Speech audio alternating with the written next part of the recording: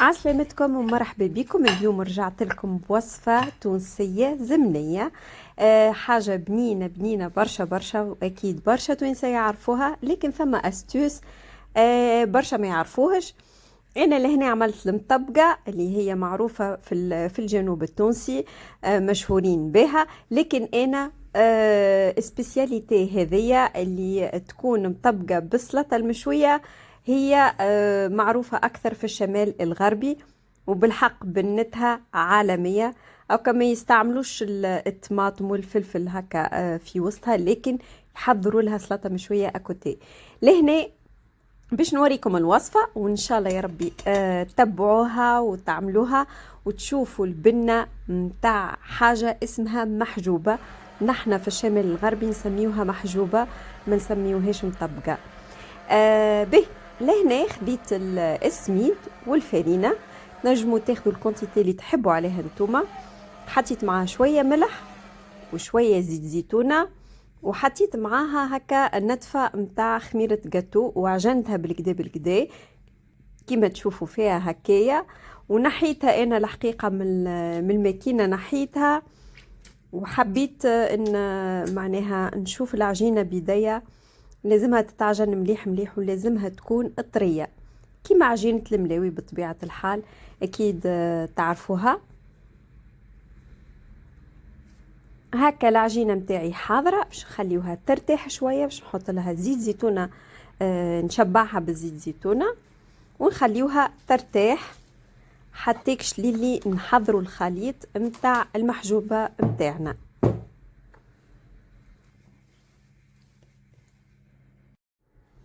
نجيو توا للخليط الرسمي هذايا تويكا، باش نستعملوا اللية كما يستعملوا جماعه الجنوب اللية. وديما اللية الحقيقة كل ما تكون معناها قديمة كل ما تكون نكهتها أقوى، ما نعرفش علاش. النكهة متاعها تكون أفضل.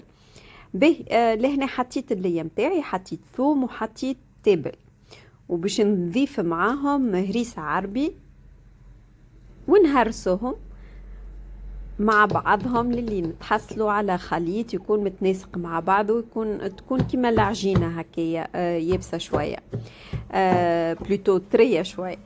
فوالا لهنا تويكا باش نحضر زاده اكوتي سليطه المشويه متاعي، نشوي الطماطم والفلفل كيما تعملوا الناس الكل. لهنا انا نضيف معاها شويه ثوم ولقشه متاع بصل، مش كميه كبيره،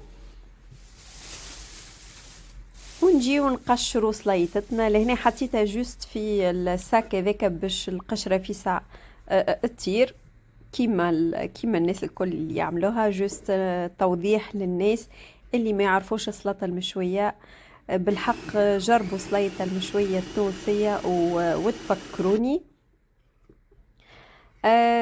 فوالا لهنا نكمل جوست رحيه صغيره للسليطه، ونفوحوها شويه ملح وشويه كرويه كيما هكايا. وبالحق مطعمها ما نحكي لكم جات بنينه بنينه برشا، وريحتها فاوحه الحقيقه. نرجعوا لهنا للعجينه اللي ارتاحت، باش نشكلوا تويكا كويرات ونعملوا الخبيزات متاعنا. انا لهنا كما قلت لكم الكميه متاع اللية ماهيش كبيره، فباش نعمل كان خبزتين محشيين، والباقي باش نعمل ملاوي. باش نوريكم زاده الملاوي كيفاش تنجح معاكم. كما تشوفوا لهنا العجينه بالحق طريه برشا، باش تنجح لكم الملاوي لازم عجينتكم تكون طريه ما تكونش يابسه، سينو يجيكم خبز بالبابه، عرفت. فوالا لهنا باش نحل الخبيزه الاولانيه، باش نوريكم زوز طرق تحشيو بهم الخبزات نتاعكم. لهنا انا جوست حطيت شويه زبده هكا باش تعطي هكا شويه جو. فوالا لهنا باش نحط الخليط نتاعي. انا راي الزبده خليتها الكعبات الملاوي، معناها خلطت معاها زيت زيتون، هذوك من الكعبات الملاوي. لهنا باش ناخذ الخليط باش نحلو فوق الخبيزه ونسكروها، وهذه تكون خبزتنا الاولانيه حاضره. انا نحب نستعمل يديا الحقيقه، اللي يحب يستعمل هكا مغرفة ولا فرقيطة هذيك، كل واحد وشنو يحب.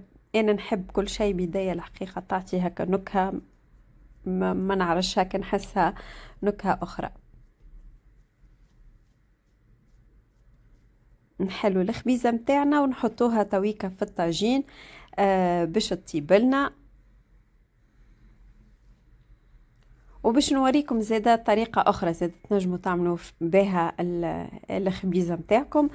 تحطوا البارتي الأولانية معناها عجينة تحلوها وتحطوا فوقها الخليط، وتحلوا عجينة أخرى أكوتي وتحطوها فوقها، وهكا تكون طريقة أخرى في الخبيزات. والحقيقة أنا نفضل الطريقة هذية معناها على خاطر أنا نحب الحراف كي كي يبسوا نحبهم، معناها نحبك تقرميشة هذيك، والأحراف كي يتعاملوا بالطريقة هذه ثم تقرميشة مش كيما الأخرى. فوالا لهنا خبيزتنا الثانية حاضرة، كيف كيف نحطوها التيب على روحها، وهكا يكونوا المنظر متاع الخبيزات متاعنا يشهي والحقيقة وريحة فاوحة ما نحكي لكمش. كيف كيف كعبات الملاوي كما تشوفوا لهنا منفوخين كعبات الملاوي كما تشوفوا، معناه كي تبدا هكا تتنفخ الكعبة اعرفوها راي من داخل مورقة. كما قلت لكم ديما كعبة الملاوي العجينة تكون طرية اول حاجة، وثاني حاجة كي تحطوها فوق النار لازمكم ديما تقلبوها ما تخليوهاش تطيب على شيرة برك. هذه هي كعبة الملاوي كما تشوفوا مورقة وتعمل 66 كيف.